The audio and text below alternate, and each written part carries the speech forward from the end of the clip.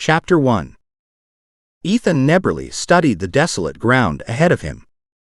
His gaze shifted slowly, looking for any sign of movement.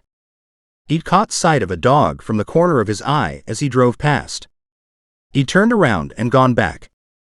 He didn't have any business taking this detour, but, seeing the injured shepherd take off away from him, his only thought had been to help. Ever since Badger had talked to Ethan, he'd been hard-pressed to think of anything but finding the dog in the K901 file. Ethan was never one to leave an animal in need, and wanted to get started right away. Badger had persuaded him to slow down, and to give them a bit of time to gather some intel.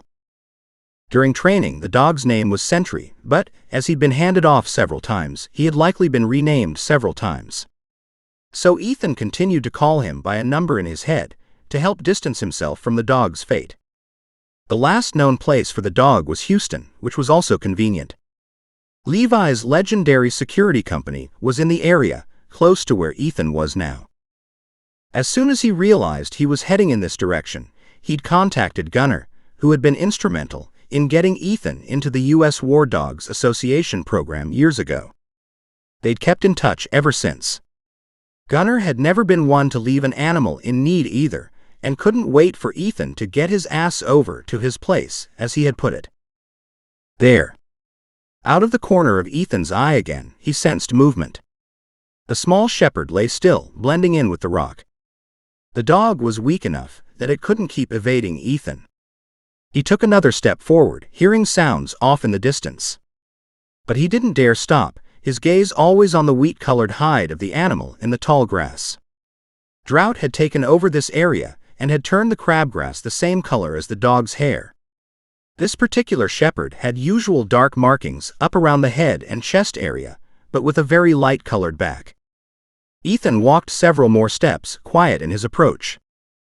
The whisper of movement continued to his left. He did not want other people involved. He preferred to live a life on the edge of society. People asked too many questions. They assumed that politeness was friendliness, and then they dug into Ethan's life, well past the point he was prepared to share anything. This dog called to him in a way he hadn't felt since his military K9 days. He'd seen more than his fair share of injured animals, dogs hurt beyond recognition, where a bullet had been a mercy killing. But then he'd seen men in the same condition too. Sometimes he wondered if those people would have preferred a bullet, just like those dogs he'd worked with. Ethan himself was one of the walking wounded. He understood some of what this dog was going through. Another step and the shepherd locked its gaze on him. From the dog's size, he'd guess she was a young female. She was exhausted, angry, hurt, and incredibly dangerous. A low growl erupted from the back of the dog's throat. Ethan stilled, sending waves of loving energy toward the animal. He didn't know if it helped, but he'd always had a way with dogs, particularly the vicious ones. Then he'd rather spend his time with four-legged animals than the two-legged ones. He'd spent a lifetime hunting down the two-legged ones. Hunting this four-legged one was out of compassion.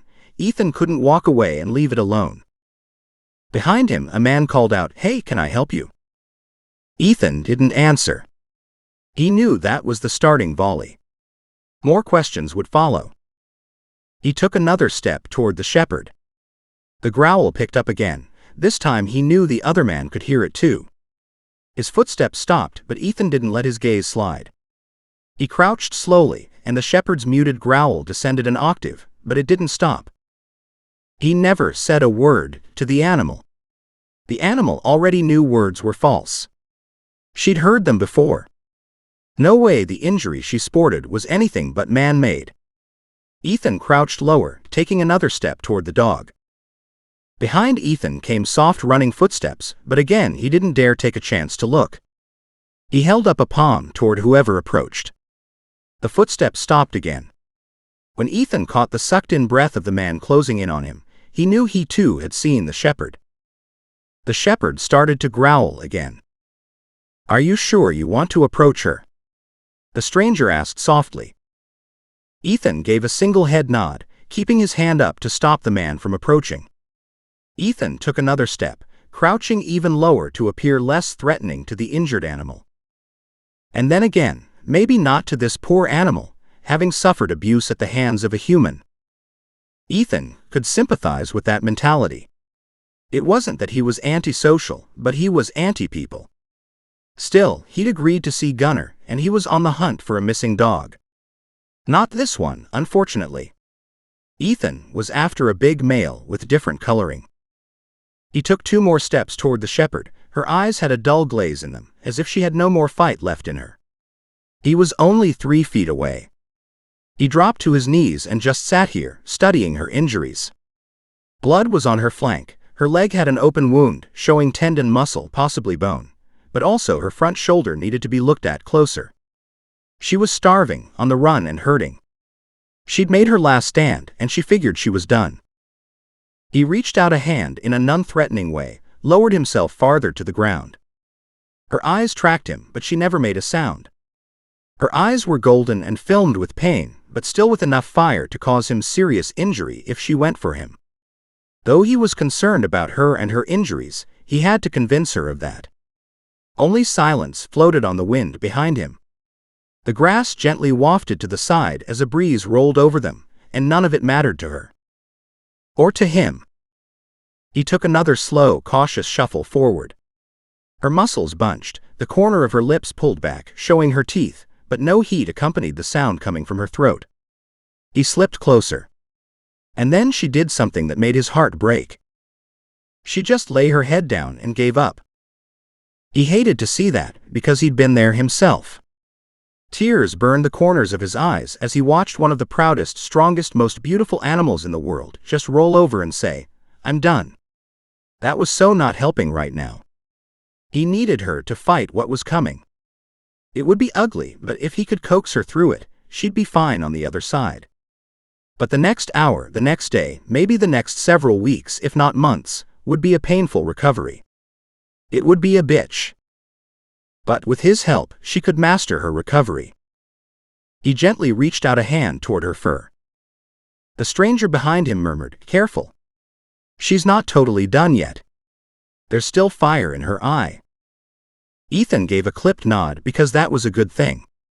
Maybe she hadn't totally given up. He laid a hand on her shoulder, feeling her tremble underneath his hand, her body shaking with fear. But she was so weak, she could do nothing more than lie here, knowing the end was coming.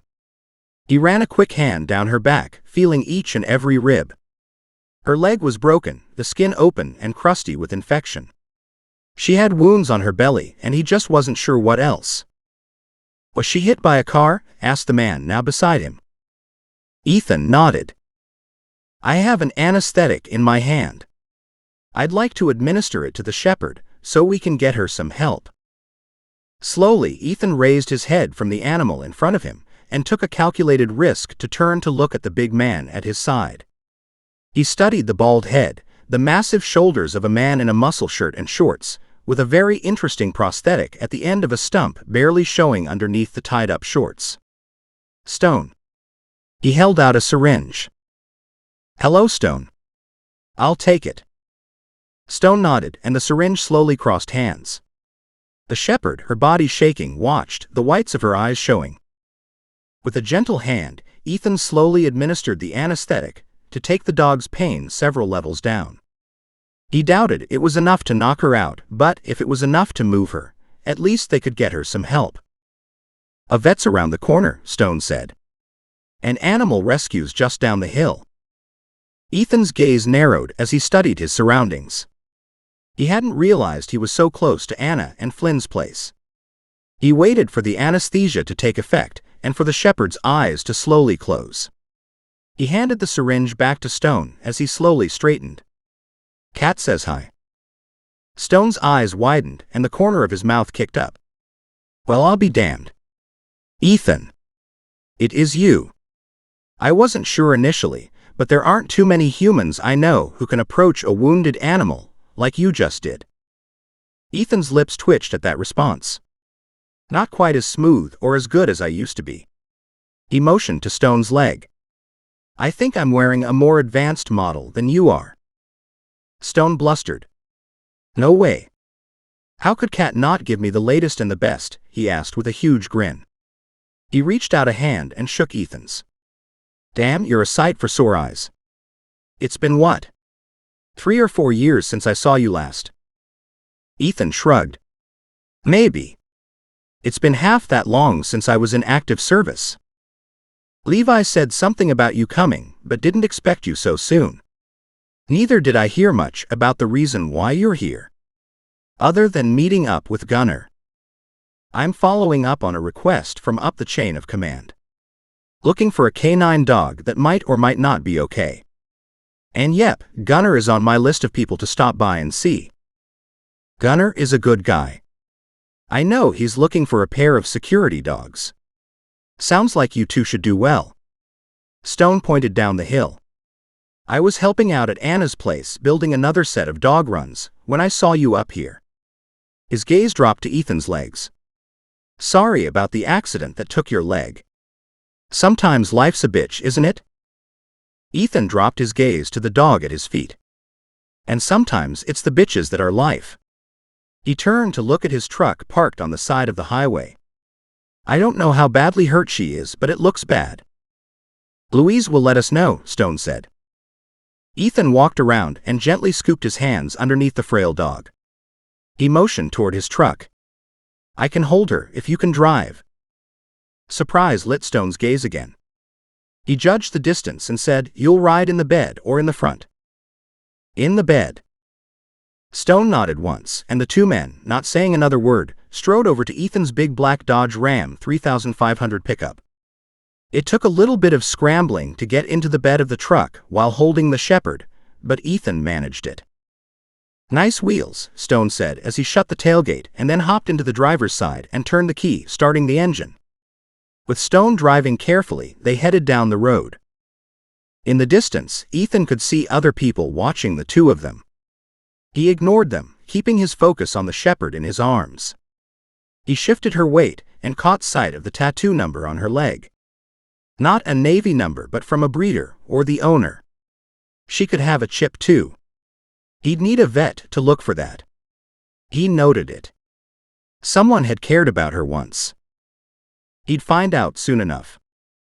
Not even 10 minutes later, they pulled into a large parking lot, to an even larger animal clinic. Stone hopped out, came around and opened the tailgate so Ethan could slide out with his precious cargo. Then they walked inside.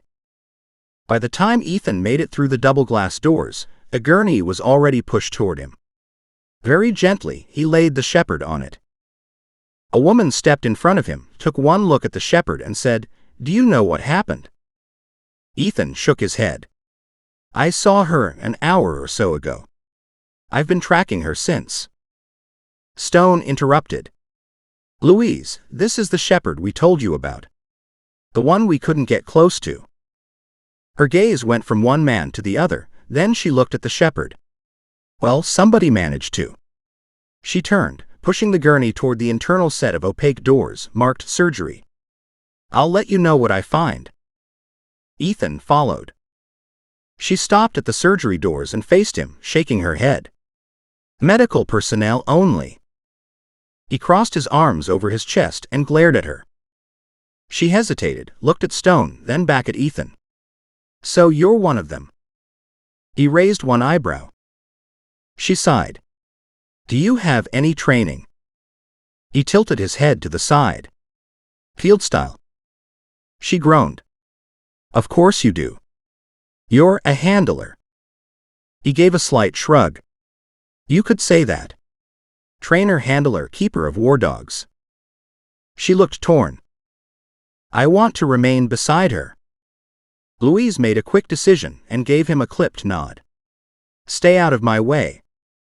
He didn't answer, just placed a hand on the shepherd and followed alongside the gurney.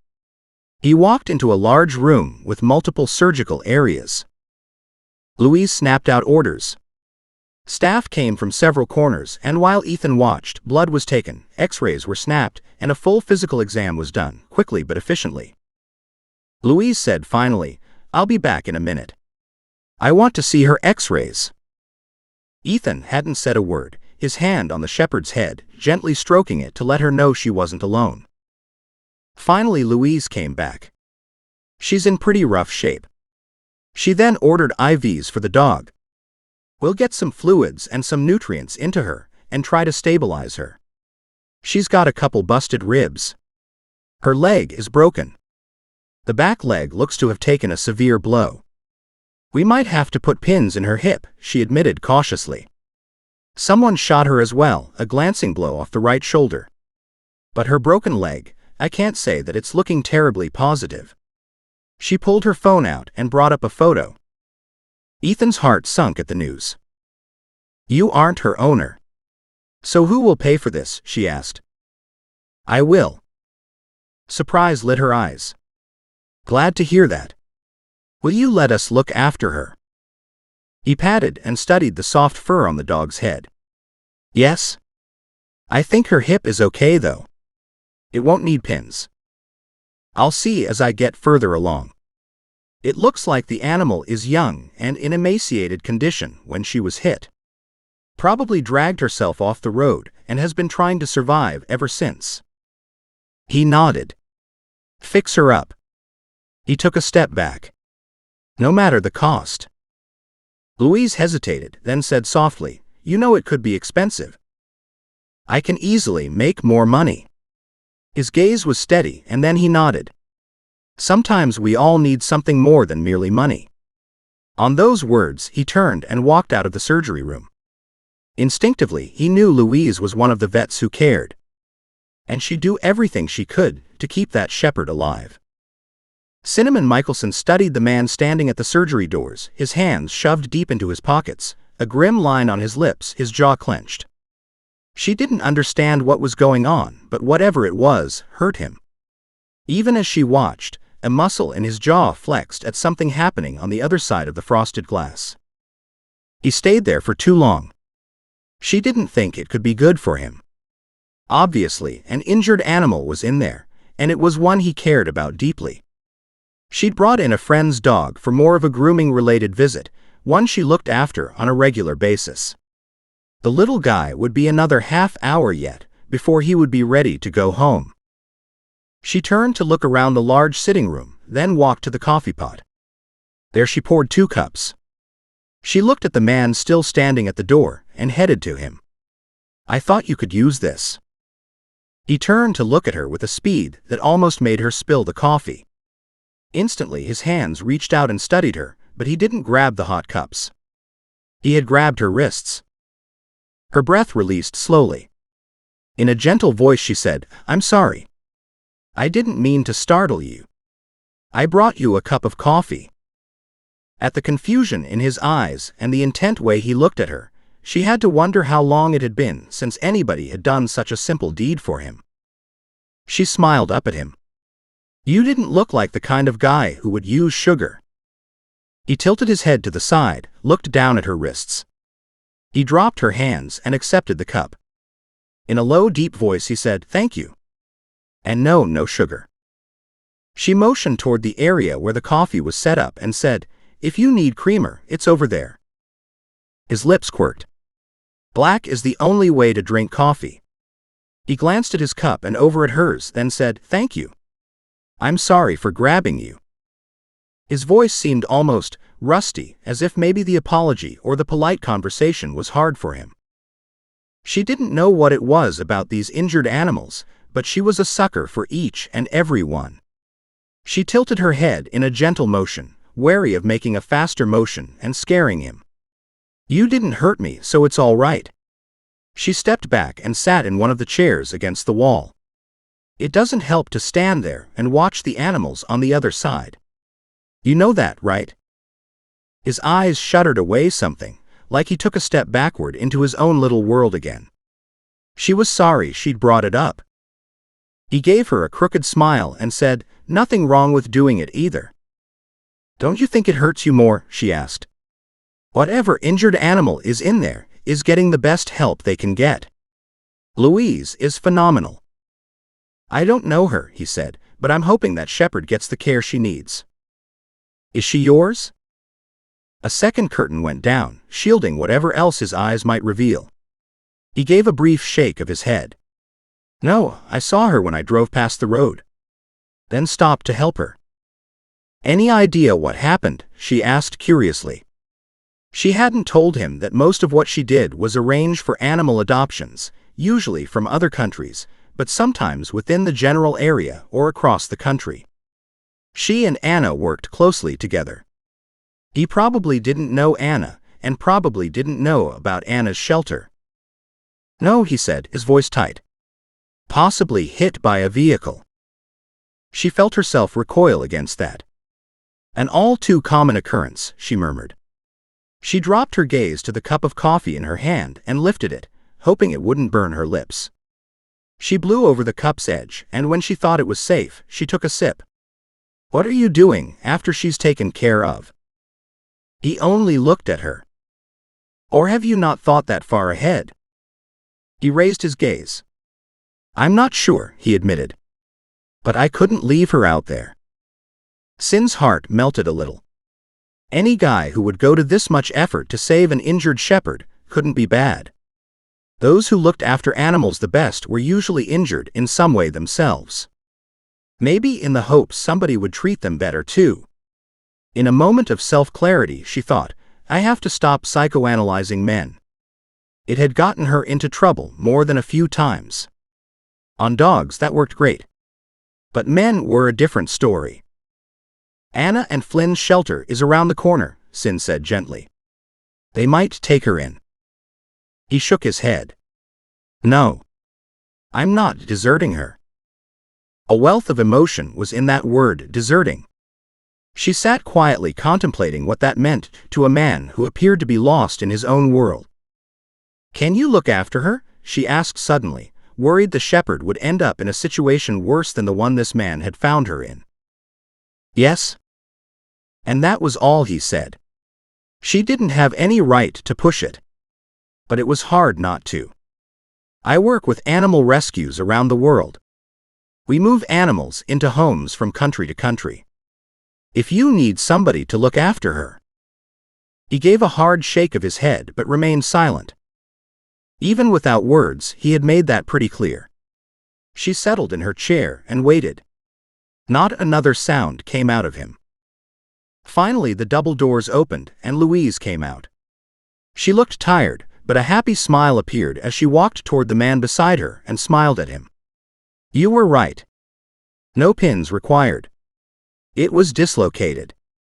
I couldn't see that from the X-ray. Too much damage around it. I fixed her up as much as I could. She will need several days here with us." He straightened slowly, towering over Louise. But Louise didn't appear to be intimidated in any way. Sin wondered about that. Then again, Louise was with Rory and the rest of Levi's gang. And she was probably used to dealing with these hard alpha males. Though this one appeared to be a broken, dangerous one. Sin sighed. "I did suggest that maybe, if you didn't want to look after the shepherd, Anna might take her." Louise turned and looked at Sin with a smile. "Hey. I didn't see you there. You've been talking to this gentleman, have you?" Sin nodded. But the man in question never moved. "Stone said your name is Ethan?" Louise asked boldly. Ethan gave a clipped nod. "Do you live around here?" Ethan shrugged. Louise appeared satisfied with that. But for Sin, it raised a million more questions. Stone knew him. She knew Stone from Anna and Flynn's place.